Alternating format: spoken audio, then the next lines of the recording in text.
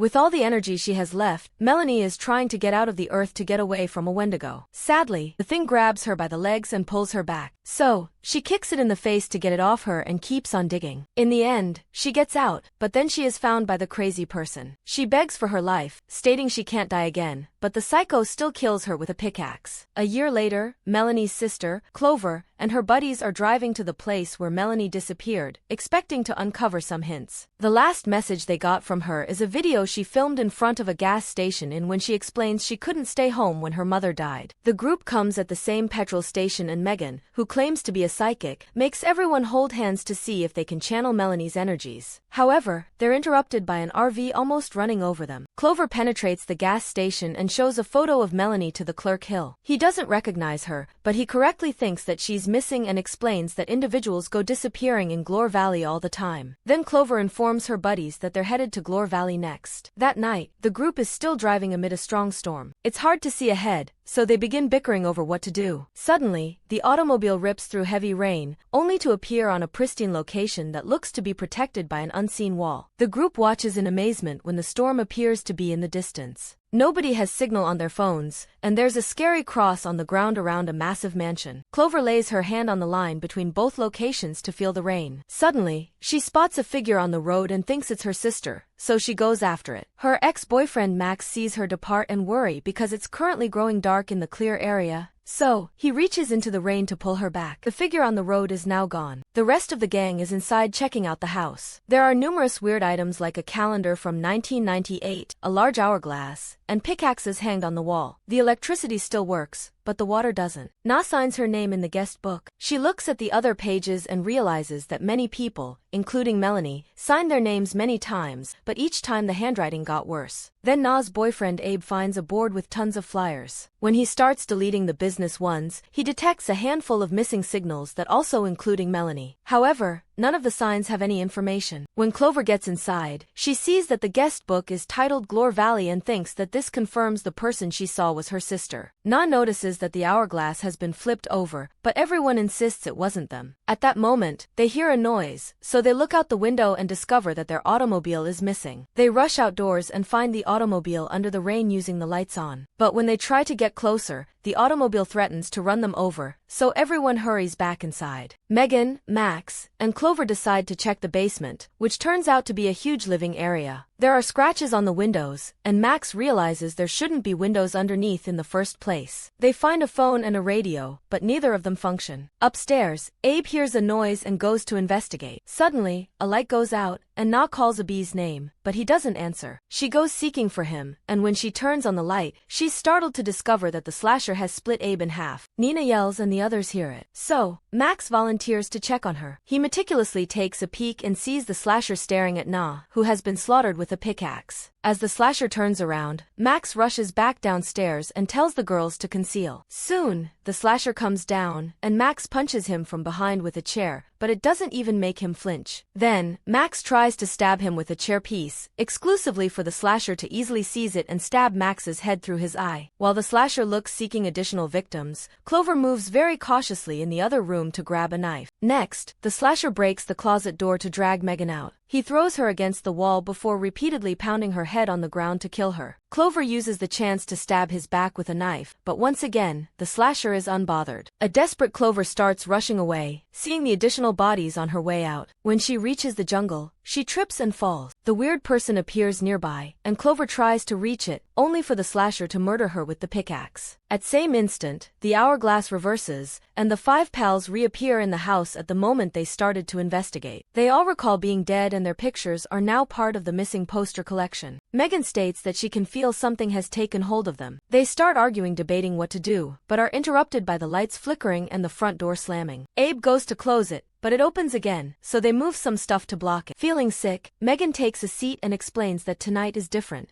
Suddenly, her body starts twisting in strange ways and her eyes turn white as she puts her head back to yell. The noise is so awful that the group had to cover their ears and light bulbs break, leaving the room dark. The pals turn on their phone flashlights and realize that Megan has disappeared. Then they hear a mumbling voice and follow it to discover Megan floating in a daze in front of the flyers. She starts pointing at each missing symbol and channels the victims' voices, repeating the things they spoke before they died. After shouting again, she tells her buddies not to let them in before her neck cracks and she falls dead. Max wants to check on her, but Abe instructs him not to touch her in case the possession can shift bodies. Next, someone starts hammering on the door, but when Abe glances out the window, he doesn't see anyone. The knocking continues and the group is stunned to hear Melanie's voice begging for help. Clover tries to unlock the door, but Abe stops her as he reminds her of Megan's warning. Melanie screams as more noises imply that she's being attacked, so Max removes the things blocking the door. Now Clover can dash outside just to locate nobody. On the other side of the road, an old cabin has risen with a letter on the door mocking Glore Valley. Suddenly, an invisible force throws Clover to the ground, and when Max tries to help her, he's pushed back entered the home with the others before the door closes. The hut opens and the force drags Clover on the ground to drop her at the entryway. For a second, she thinks she's alright, but then she's pulled inside and this door closes. In the main house, Max keeps trying to open the door to no avail. When a noise suggests that the key finally unlocked and Max wants to run out, but Abe stops him, informing out that Clover is probably dead by now and they should flee to get help. Na agrees with him. However, Max ignores them and exits the house. In the house, Clover finds a collection of eerie doll heads and an old lady using a mask to breathe. She's watching the news which is talking about a mining accident in Glore Valley. Clover fails to unlock the door and the lady starts getting closer stating that the only way out is to either survive the night or become part of it. Then the woman throws Clover to the floor and makes her breathe through her mask stating she must suffer like the doomed town. Clover's eyes grow dark and the old lady turns into ashes. When Max reaches the shack, the door opens and he goes inside. Abe and Nina go to the car and drive out of the clear area. They're shocked to find a big beast blocking the path, so they have no choice but to go back. Na's door is locked and she can't access out. When she looks around, Abe is dead and the slasher goes after her as she screams. Back to Max, he finds the shack empty. The TV merely shows static and some papers on a table with drawings of monsters. Suddenly, he hears a noise upstairs, so he makes his way up and enters a room with plenty of eerie dolls and a rocking chair moving on its own. He stops it and tries to escape, but the noise restarts and a clown doll arrives on the chair. Max grabs the clown and kicks it into the wall. Then he's frightened by a presence behind him and realizes it's Clover wearing a mask. She cuts him to death before leaving the shack, only for the slasher to hit her with a bee's automobile. As she dies, her eyes go back to normal. At that point, the hourglass reverses again, and everyone reappears in their original locations. Na is signing the guest book for a third time, and Megan's losing hair. Outside, a water tower has appeared. After obstructing the doors with furniture, the pals hide in the bathroom. Abe fills a glass with tap water and Megan is surprised because it wasn't working during their first run. They all drink when listening to Clover's story, concluding that the woman is a witch and wondering what her words imply. Then Abe coughs up blood, so he cleans his hand on the shower curtain to disguise it. However, his coughing keeps getting worse till his body bursts. Blood and guts fall on Na's face, so she rushes to the sink to wash up, only for her body to erupt. Clover, Max, and Megan fear and rush back to the hall, where Megan starts coughing. Her leg explodes and causes her tumble before her stomach begins to enlarge. After a few seconds of growing, it also explodes. Megan manages to move her body a little longer before another explosion kills her. Not wanting to end like that, Clover begs Max for mercy. He puts his hands around her throat, but he can't bring himself to do it and ends up exploding. Clover falls to the ground when she hears some whistling and is astonished to see Hill entering the room. He predicts that she won't survive by sitting motionless, and she erupts as well. The hourglass resets and everyone is revived anew. While Megan notices that she's sprouting new teeth, the others search the house for clues. Clover finds a package contains medical files and a number of IDs that reveal Hill worked in dozens of hospitals as a psychiatrist. Theirs includes a newspaper containing an item about a mining tragedy in the area that happened 20 years ago. It killed over 1,000 people and Dr. Hill was brought in to help with the survivors. The whole town was swallowed by earth, which explains why there are no additional houses around and why the basement has windows. That bottom floor used to be above ground. Na opens one of the basement doors and finds an extremely spooky passage, so she closes it again. Then Max finds some old VHS cassettes and plays them on the TV. The first one is a nasty movie, but the following one illustrates Hill's trials in the clinic. His patients were tired of dying and their bodies were hurting from it, enjoy suffering hair loss. One of the patients died while the other went so wild that he started to eat his friend. Eventually, he changed into a Wendigo. Hill's voice explains that his longest test subject lasted 11 nights. At that moment, Hill talks to the gathering through the radio, explaining that 4 individuals can leave if the 5th dies. Abe thinks they should hear him out, but some are shocked. Megan announces she can feel anything and points at a desk drawer where Clover finds a map. It illustrates one of the clinics Hill used to job at, and Clover assumes he's hiding there,